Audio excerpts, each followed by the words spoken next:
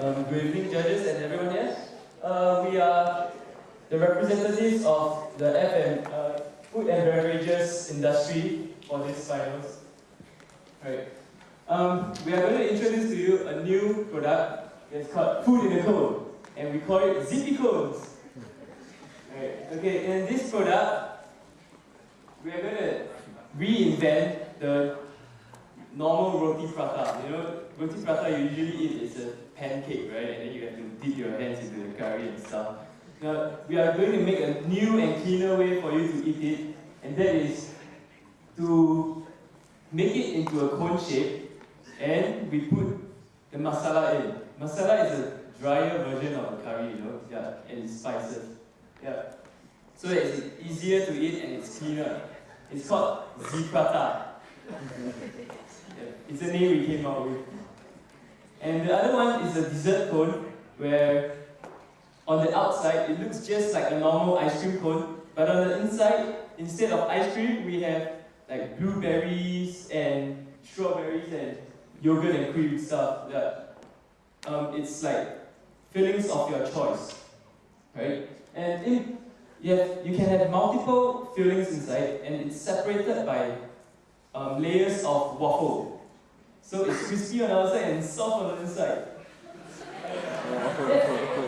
And it's very colorful too. And it's called the sucre. Okay, sucre is sweet in French. Yeah. We came up with that name too. Okay, so the target audience we have for this product is our students and office workers. Okay, why students? Because you notice that after school, students usually hang out at malls with their friends to grab a bite before going home. Explain more about it. So we thought maybe they could patron our stores after school while they go there. Also, students are also a consistent flow of customers with you because there's still 5 days a week. Yeah, that's pizza in your home, so it's different. Yeah. And it's also, there's still 5 days a week, so there's a consistent flow of customers, because some of them see it as a routine to go to malls after school every day. The next target group we have are office workers. Workers who have a short lunch break. Okay, firstly, we target them because of the portability of our product. The product is very portable, it's easy to hold, and you can eat it on the go. So we target office workers who have a busy schedule, so they can eat it on the go, they don't have to sit down and finish it before moving. And next, they also have a higher income, so we can charge them higher, because they can spend more on food. And lastly, we have a lack of time. So our product does not take long to make, so it's also very useful and feasible for them to accommodate in their busy schedule. Yeah? Okay, so we will start off by selling this product in schools such as junior colleges. This is because junior college students have higher pocket money and they can better afford this product. And this is to increase the awareness among students. After some time, when there's increased awareness among students, we will set up stores in heartland malls such as Junction 8, as students frequently patron these areas. For example, around Junction 8, there are 8 schools. So we can expect a sizable crowd on weekends and after school. After considering we have identified 2 opportunities for expansion. The first opportunity is a mobile food market where we will go to the customers instead of the customers coming to us.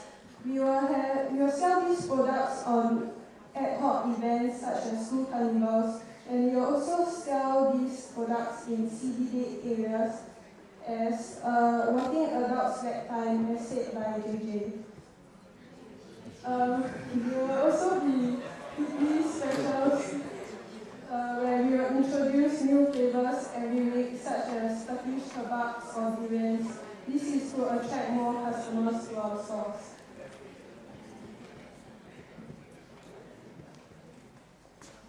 After considering the cost of ingredients, which range from $1 to $1.80, we have also come up with an estimated selling price between $3 to $4.80.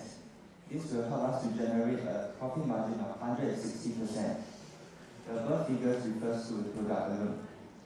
On top of that, we have also initiated a 10% discount for all students, so to better fit their budget.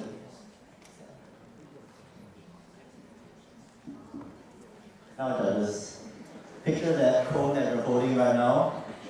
Imagine that you have a small paper cone, you have the paper cone there, wrapping around that cone, and it has the nice and elegant zippy cones around it. Isn't that a great advertising strategy? Imagine you're walking home after work and you're like, so nice. And then, people will be saying, oh, zippy cones, I need one too. And, people are actually a great advertising strategy. They walk everywhere, like Old Chang Kee, you carry your Old Chang Kee plastic bags. Oh, that guy's buying Old Chang Kee. Oh, that guy's buying Old Chang Kee too. So when people carry zippy cones, oh, he's buying zippy cones. And I find this one of the greatest potentials to tap on for advertising. And I think you have embraced that strongly. And I think if you had an opportunity to expand this venture, this will be one excellent opportunity for advertising. And another way of advertising is basically schools. Students, they blog a lot. And sometimes they blog about things they like. So when they think, oh my god, this zippy cone is so nice, then maybe they'll blog about it. And publicity. School students are actually excellent sources of publicity. And yes, I think this advertising moment will work. Now next. Okay, even though we have such a grand idea, some people have pointed out some weaknesses, and we have actually identified them as well. We have two weaknesses. First weakness, cost. For cost, when you're in Heartland malls, rental can never be cheap. It's like $8,000, $9,000. You can't expect to have it, especially in early stages of development. However, we have found an optimal solution for this problem. What we have done is using schools as a test market and sort of like a way to gain revenue first. So you gain revenue, and then after that you expand into a Heartland malls. And I think that is a good way to do so too. Now next, preparation time. Like, when you have all your fruits, you have to cut them into little pieces. Waffles, you have to do so to them as well. And I think that when you do this, it takes time. It takes a significant amount of time. But, okay, one thing is that in the short period of time, it may be inevitable, but in the long term, once you have generated enough revenue, it actually can invest in machines that can actually help us to save costs and save time. This actually taps on sustainability. It's not just about thinking short term, we think long term. So now, next.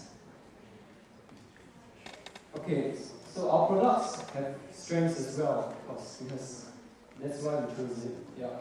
So the strengths of our product, firstly, it's hassle-free. It's very convenient, you can hold it, easy to hold, and it's also, there's very little spillage. So it's very clean to eat as well. So the next strength is also, it's quality driven. We only believe in putting the finest ingredients in our cones. Yeah. So it will be, quality is assured, and we hope the customers will come back because it's so nice. And the next, it's also a refreshing concept. We realize that food in cones are probably very rare in Singapore. We hope to take the idea further and to make it popular if we can. So, yeah. So, invest in us. We are great, we are trendy, we are innovative, we are refreshing, and we cater to everybody. So, guess what? We are the real deal. Thank you.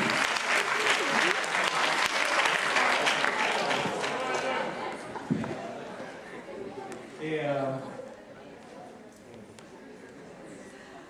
You guys are really cool. I love the concept, I really do, and I think it's really a very refreshing concept. But what comes into my mind, of course, is this, that, do you use any special ingredient for your